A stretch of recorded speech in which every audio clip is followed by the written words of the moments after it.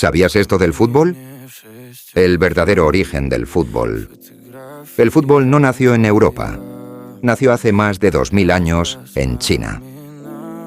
Antes de que el fútbol tuviera reglas, árbitros o multitudes, existió un juego nacido en la antigua China.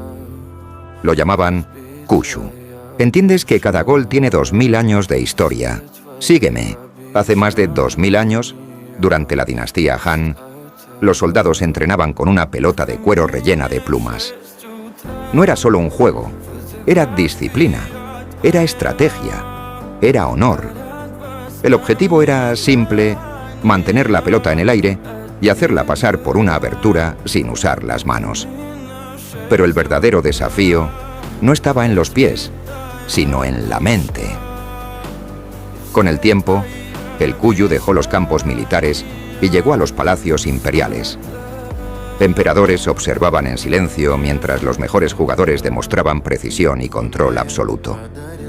No había trofeos, no había fama, solo respeto. Siglos después, el mundo olvidó su nombre, pero no su esencia. Porque cada pase, cada gol y cada estadio lleno nacen de aquel primer golpe al balón en la antigua China. El fútbol no fue inventado, fue heredado.